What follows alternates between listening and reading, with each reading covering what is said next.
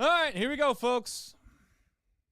Little early game baseball. Early day baseball. I am solo today, which makes the show extremely difficult for those that don't know. But more importantly, when you start the game an hour before you were supposed to start it, from a scheduling perspective, it makes it even more difficult. So you're going to have to bear with your boy here today. I did not get a chance to catch most of the game. Obviously, by a viewing perspective, I was listening to it, and then got to watch maybe the last 4 innings here, which weren't as eventful as the first 5. So we'll see. Well, I say that it hasn't been as eventful, but Sam Maul decided to make it a little more eventful than it needed to be in the bottom of the 8th. And now we have Julian Garcia trying to come in and close it down in a 2-run game. Why Emilio Pagan is not pitching, I don't know. I'm guessing that he's hurt. Is he hurt? Some are asking. So thanks for watching, tuning in. And we'll have a fun, jolly good time here trying to see if the Cincinnati Reds can win a baseball series in the south side of Chicago. And we're off to a really good start here in the bottom of the 9th as Julian Garcia walks the first leadoff man on 4 straight pitches.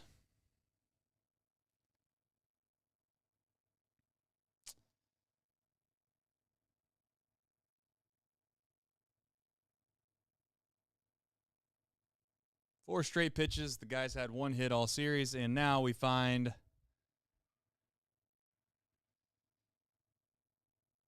a pretty good pinch hitter, Murakami. 26 home runs on the year, 901 OPS. For those that are wondering, that's probably good for about 3 Reds hitters. 901 OPS is. 1 swing of the bat, and this thing is tied. Ball low. Folks, we have to ask ourselves a really tough question, which is why is Emilio Pagan not pitching? The answer has to be that he's hurt. And we still owe this guy for a whole nother year of service for this baseball team. And this year he's already been showcasing that he is catching up to what we call father time. Or father time is catching up to him, I guess. 2 balls and a strike.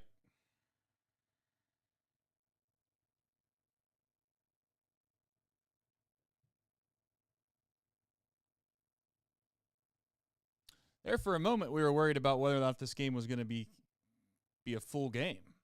Weather was starting to become an issue.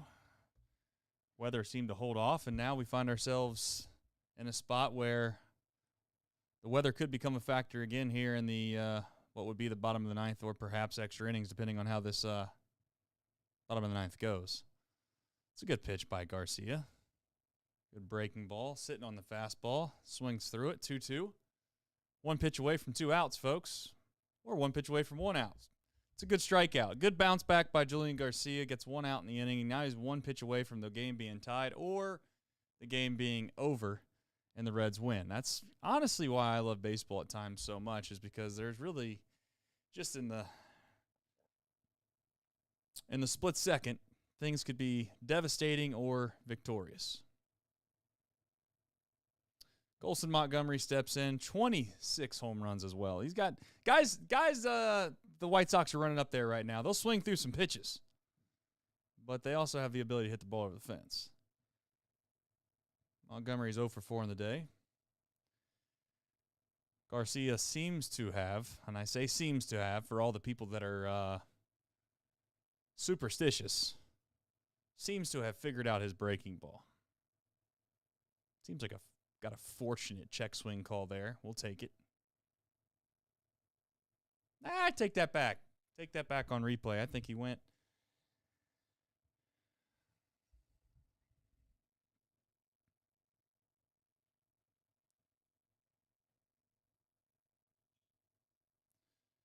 I really need to check the chat out, but the chat's going to ruin it. That's the problem.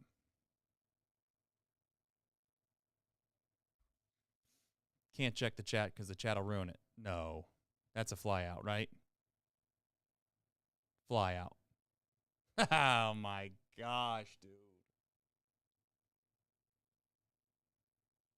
I mean, we're talking sliver. We're talking a quarter of an inch. a quarter of an inch, boys and girls, and we would have been tied. Cowboy thinks Colson Montgomery thought he had it. I don't think that he did. I think that he was wishful thinking. He knew that he didn't get all of it because otherwise I think he would have been extremely excited as soon as he seen it lift off. But I think he knew he got underneath it. Now, sometimes you can fool yourself and you can think you didn't get it, and you did get it. Fielder indifference as the runner goes to second. Edgar Queer... who we got up here?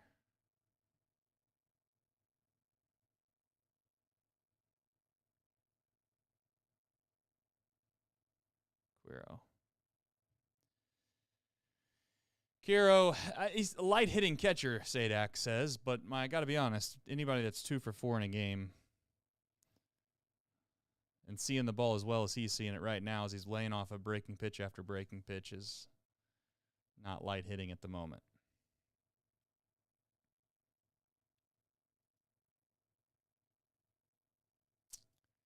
3-0. You'd like to say you challenge him here, but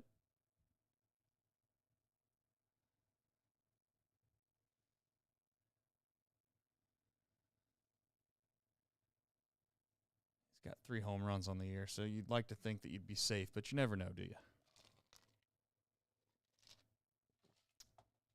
Doesn't look like he wants to hit, considering he got 2 four-seam fastballs over the middle of the plate and haven't swung at either one of them.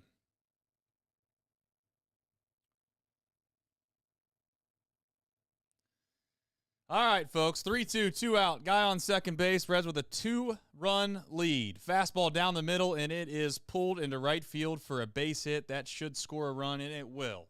9-8. 9-8. Reds still lead.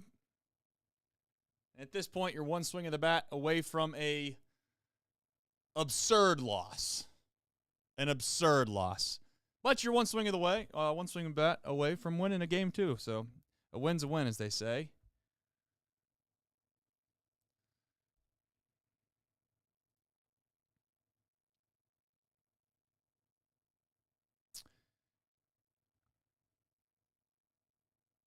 Well, got a pinch runner over at first and Drew Romo. Not to be confused with Tony. Hopefully he doesn't run.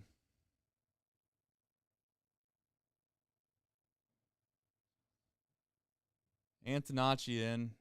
8 home runs on the year.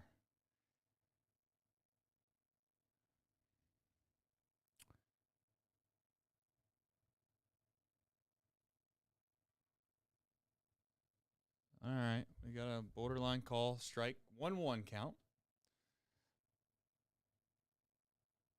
Chat, I'd love to interact with you. It'd be a fun time, but I feel like you'd just as soon as I flip over, it would be spoiled.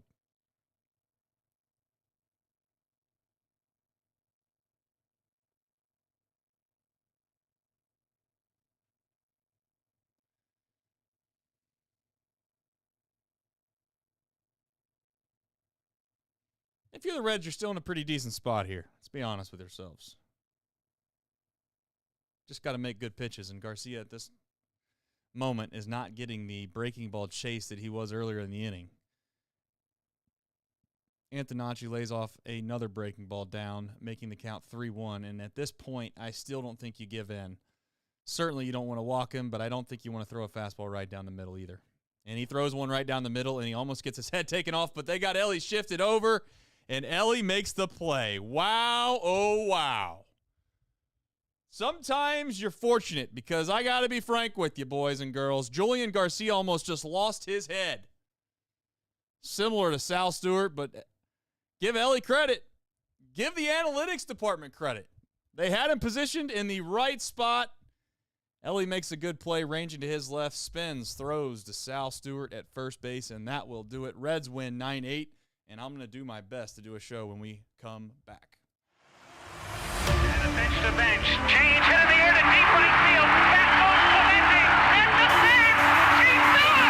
Get out of here, baseball. It's gone. Oh, my God. Can you believe it? Johnny Bench has tied it up. The Cincinnati Reds win the World Series in 4 straight. It was a sweep. In the dirt. It's a wild pitch. the game. That ball is fair. Cincinnati's ahead. 2 games to none. Welcome Joe Aranda to Cincinnati. Adam Dunn has done it again. Benzinger backing and calling. And the 1990 World Championship belongs to the Cincinnati Reds. Marty, yes. This is Adam from Milwaukee. Hey, Adam, how you doing? I'm good. How are you? Good. Do you think Scott Chatterbox is a good player? Dunn up there with the bases loaded, the outfield deep and around toward right, and the 1-0 on the way to the plate. Swung on, long drive, right field, and this one belongs to the Reds. And a high drive, hit back into deep right field. Junior has just knocked the door down to the 500 club. Benson's first home run is a walk-off winner. That ball had a family. And De La Cruz is, oh my goodness, look at this kid run. My, oh my, that is a triple. Matt McClain's first big league bomb. Spencer Steer's first big league hit is a home run to straightaway center field. Joey Votto's done it again. The pitch. Bottle swings high in the air. Right field. Yes! He pointed to the dugout to say, I told you. That is Joey Votto's 315th career go-ahead ribby. Only Johnny Bench had more as a Red. And I can't tell you how much it means to play in front of everyone here in Cincinnati as a Red. What a gift. What a tremendous gift. So thank you. Thank you. I think I can speak for all of Reds country. Joey Votto, thank you. High drive, left center field, racing back to the line, Bourgeois. The Reds are National League Central Division champions. In the air, left center field. Did he? He did! He did! Red win! Win! Line to the right field. Genius, the first Red ever with 4 home runs in a game. Can you believe it? In the air, down the right field line. Does it have a chance? The Reds have won on a 3-run home run on opening day by Ramon Hernandez. A strike away and out away is Homer Bailey. Ground ball to third. Frazier gloves. Throw to first, and Homer Bailey, for the second time in his major league career, has tossed a no-hitter. Oh, gosh. Oh, my God. Are you kidding me? Holy Moses, the second player in major league history to hit 7 home runs in the first 10 games. In the air, and the Reds win. What a dream beginning to the career of Jay Bruce. All right, folks. We don't get to do this a lot. And you know what? When we do, it might have been ugly. But why not? Why not? That's a little foamy. We'll wait for that to cool off before we get a nice good swig of that ballpark beer. But Reds win. Is it super meaningful? I don't know. But at least it's fun to watch a team that you like win baseball games, and that's what the Reds did today. For those that are wondering, I have planning a couple things, doing a couple things. I thought I had this day planned out perfectly. You know, this. Actually, we're trying to, believe it or not, sell a truck. Had a guy scheduled to come at 4 o'clock, assuming the game would be over at 5. And lo and behold, they decided they were going to move the game up. So why don't we get into it? We'll do the box score recap, which, of course, is presented by Sharefax. I'll get to them in just a second. Andrew Abbott threw 4 1/3 innings, 7 hits, 5 runs, 3 walks, and 3 Ks. In a matinee that was moved up to 12:10 p.m. local start time to dodge the incoming afternoon rain in Chicago, the Cincinnati Reds survived a late game surge by the Chicago White Sox, 9-8. Thriller. I don't know if we'd call it a thriller, but sure.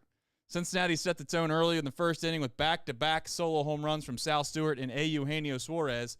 Game's major flashpoint, though, came in the third inning when Sox starter Davis Martin was a coward. Absolute coward. He's ejected after hitting Sal Stewart with a pitch in the head, by the way. Not just hitting him, but hitting him in the head. Forced Chicago into an unexpected bullpen day. Cincinnati immediately capitalized in the fourth, breaking the game open with an RBI. We thought we broke it open with an RBI single from Stewart and a massive 3-run home run from Tyler Stevenson. However, the White Sox refused to go quietly, of course, based off the Reds' bullpen. They'd come all the way back in the middle of the late frames with 12 hits. That would cut the deficit to a one single run in the ninth inning, and thankfully Garcia, where Emilio Pagan is, I don't know. But Garcia would ultimately hold it down, and the Reds would hold on to win 9-8. Shout out to Sal Stewart, 2 for 2, at least at the time. Again, this box score recap was done. This could be slightly off. Nick will fix it in the podcast. Why not? But Sal Stewart, a couple hits with a home run. Tyler Stevenson with a hell of a day, getting on base every single time. 2 for 2 with a home run and a walk. And Eugenio Suarez continues to, I don't know, somewhat have some power, which is kind of nice. Kind of tough to do everything today. So my apologies. I'm going to try to keep up with the chat here and do everything else. Jay Tenzel's already trying to get me to do some Ron Burgundy stuff with the super chats. So let's do it. Let's have a show, everybody. Why not? Let's get into some super chats right now. Why not? Ubiquitous KMC says he lost all respect for Reds today. Is that how we're saying the Reds now? We're putting a red circle emoji. Rookie of the year gets hit in the head and nothing happens. No revenge, no response. Absolutely gutless. Here's what I have to say about that. I think that it all depends on how you view it, and I get the concept of wanting to defend your guy, but at the same time, if you start getting into like a pissing match and you start hitting everybody under the sun, then you could argue that you're putting other guys that you think are valuable in the way of harm as well. You move on and you try to be the bigger person theoretically, I guess, but I do understand the point. I mean, that situation today is not normal. And then again, I don't know if it came out yet. I don't know if they've had a report yet on whether or not he is admitted to actually throwing at him or if it was just a couple pitches that quote unquote got away. But we all seen it. I mean, the first pitch was absurdly off the mark, over top of Sal Stewart's head by about 3 or 4 feet. If it would have ended there, I think you could have been like, all right, whatever, not a big deal. But to back it up with another pitch that literally hits Sal Stewart in the head. Yes, it didn't get him cleanly, but it's still, regardless, it's a completely absurd and dangerous thing to be throwing at guys. And I know Nick and we've had this discussion on this show in the past of what our opinion. I think there's a time and place personally in the game where you have to police it yourself. If no one else is going to police it, you got to police it yourself. I don't believe in hitting guys to most degrees, but I hold out a little sliver of saying that if there is something crazy going on, I sometimes will give you a pass, but you never throw a guy's head. You're always trying to throw right around the hips or maybe a little bit lower, and yeah, some are going to say, well, that's still dangerous. It is dangerous, but there's a significant difference between throwing a guy's head and I think if you look back at the clip, Sal Stewart even says that's 2 of them at my head. He didn't say he threw 2 of them at me. He said he threw 2 of them at my head. And that's where you're going to have a problem. Eugenio Suarez kind of went out there barking. But I get the point, Ubiquitous. Maybe they should have taken it a little bit to another level. But, again, what do you win for doing it? I think that's Nick's point. That's the other side of the argument is that what do you win outside of the fact that you could say that you stuck up for your guy. Maybe Ellie gets hit. Maybe Sal gets hit again. I don't know. Sadly, there's not too many other players on this team that are maybe overly valuable at this point that you want to protect, but you get the point. I just don't love that the guy thought that much of Sal Stewart pimping that home run was that big of a deal. I mean, yeah, he watched it for maybe a little bit too long, but let's go. Come on. Jacob Doyle says W. Thank you. Jay Tensel, right back at it, trying to get me to say things that are some are saying not a kid's show. I can't even read that. I mean, I can't even read that, Jay Tensel. Ned Flanders says, Ellie's at his best when there's no time to think about the throw. Give me more laser ground balls than him any day. Yeah, I mean, listen, Ellie's only weakness defensively is that he has poor mechanics. I say that that's kind of a big deal, yes. But like the balls that are relatively at him, that he has time to have to be able to make the correct mechanical, foundational, fundamental, whatever term you'd like to use, play, I think at times he gets a little lackadaisical and makes mistakes. When you make him range to his left or range to his right, and you force him to have to make what I would call good to great plays, he is exceptional at that. And that's why he's always going to have the analytics work in his favor, in my opinion, because when you get in the outs above average, it's really a range stat. Like, I get people want to make a big deal about how, oh, you get credit for the balls right at you, just as much as the balls left and right of you, and that is true, but I still feel as if you get rewarded significantly for having good range as an infielder more than you do of making the routine play when it comes to these analytics. Case in point is if Matt McLain, and again, I'm going to continue to maybe glaze Matt McLain too much, but you've seen it even today with the play that he made.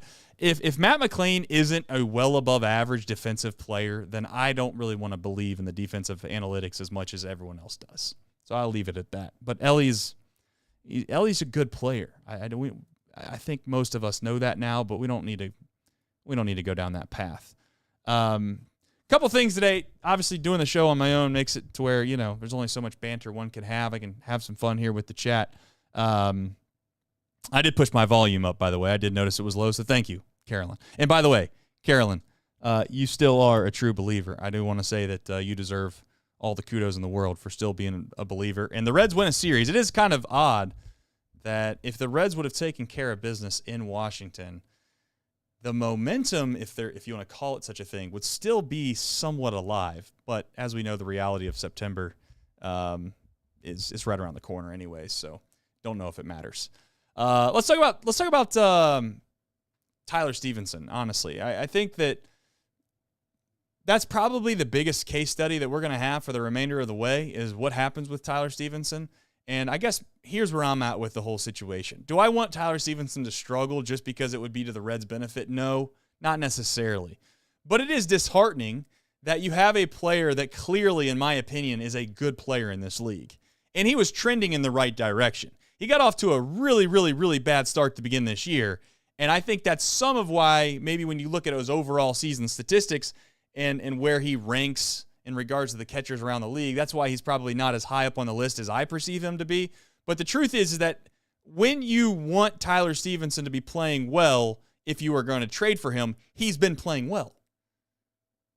It doesn't matter what he was doing in April if you're a playoff team and you're trying to get somebody to come over and help your team not only make the postseason but then play late into October. He's seeing the ball well right now. He's been playing exceptional baseball for months at this point.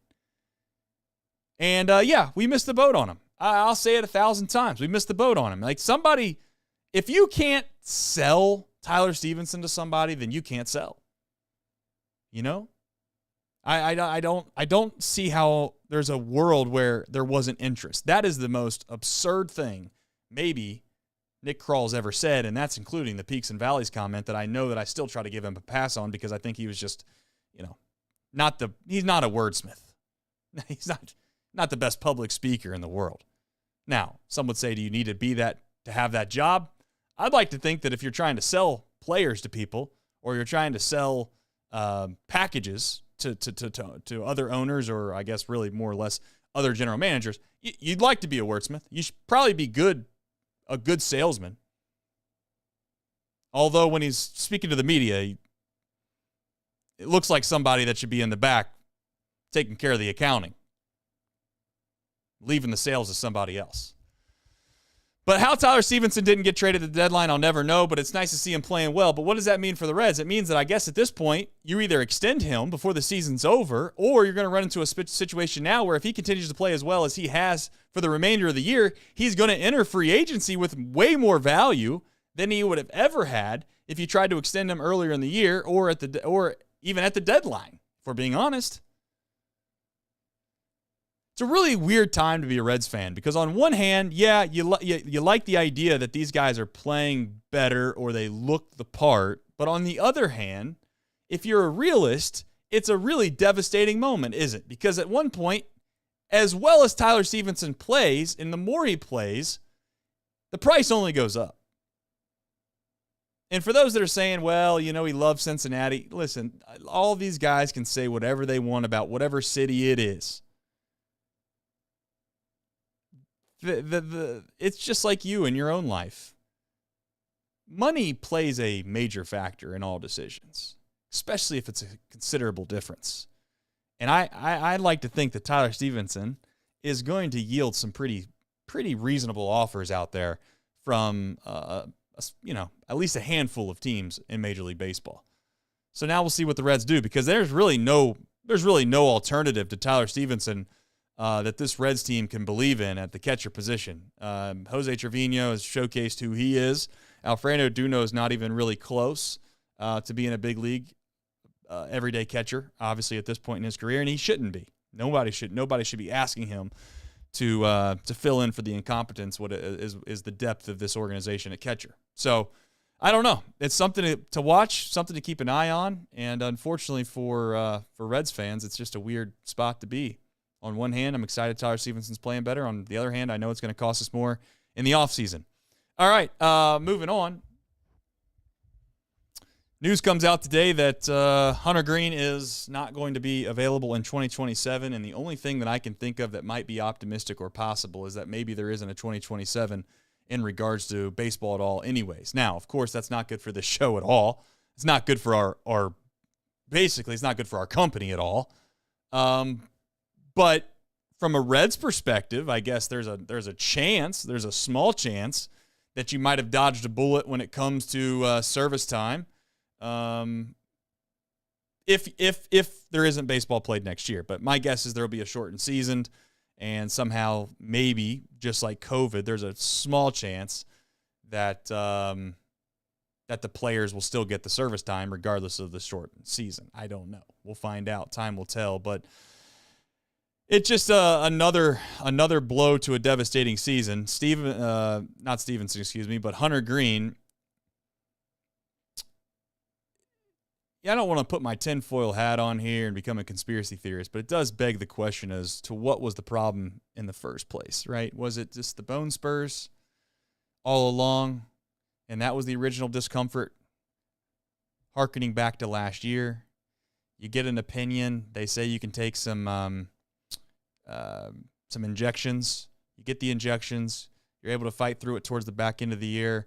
You then go into the offseason still with the idea that those injections are going to be able to clear everything up, and you are supposedly feeling great.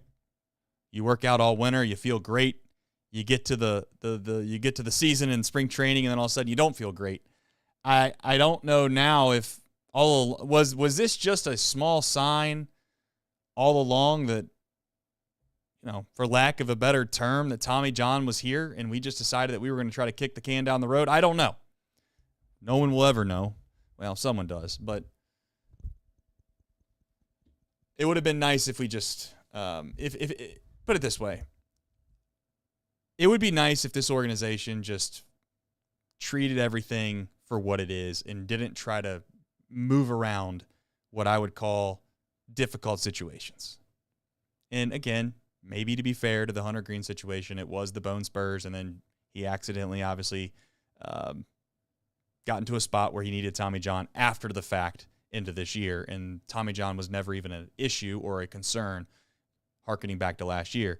But it seems like this organization, time and time again, kicks the can down the road on difficult decisions, whether it's coming up with some kind of guy that's going to have a stint on the injured list when you're going to have to make a cut to the 40-man roster, whether it's, who knows, gastritis or, some kind of illness, or this guy tweaked his hamstring when he's hitting $130 and you probably need to send him down to the minor leagues. Didn't really have any options, and all of a sudden now he's hurt and he's going to go on a rehab assignment. You guys know what I'm talking about if you watch this franchise for a while. We always come up with something that kind of gets us out of making a difficult decision. And I do wonder if that was the case with the Hunter Greene situation. Like, we were just wishful thinking, hoping that it was going to go away, and we just kind of assumed that, well, maybe it'll heal on its own. And the reality is you just wasted you basically burnt through a whole entire year instead of dealing with the issue last year. I don't know. That's all speculation, of course, but it's something to keep an eye on. Moving forward, realistically speaking, this team's going to have to play unbelievable baseball to even be relevant. And you guys know my opinion on this. And I'm not trying to be a Debbie Downer, but you watch today's game, it's pretty clear that this team just doesn't have the goods to be able to keep up really in any area. Although, yes, you get some offensive production today, you then get showcased their inability to go to the bullpen and be consistent enough to be able to hold a 4 or 5 run lead.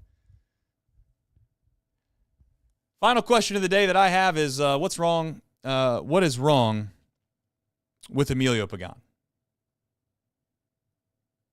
Because that's another tick towards what happens next year, and if this team has success at all heading into 2027. At this point, might be. Not only do I think it's, if I'm being honest, not only do I think it's in the Reds' best interest as an organization to make sure that they stick to their guns from a CBA perspective and try to make sure that small market teams, whether it's getting a cap, getting a floor and a cap, or getting some kind of just crazy TV revenue stream that allows the finances of baseball to be significantly more equitable. Highly doubt that, by the way. Highly doubt that they're going to be able to get to where there's no cap, no floor, and it still remains a relatively fair league. That's impossible. So I think that they should hold out regardless to make sure they can get a cap. Obviously, a floor I'm for a floor as well. But my point in saying all that is hopefully you get to a spot where you don't play a lot of games next year. Because the more games this team has to play next year, less and less and less of a chance that I think they have success. Which stinks saying in 2026, but I think it's the truth. So it'll be something to keep an eye on, obviously. And you look at today, it's nice that they win, but somebody's got to ask the question: what does it matter? Sal Stewart, Ellie De La Cruz, 2 foundational pieces. I guess it's nice to see.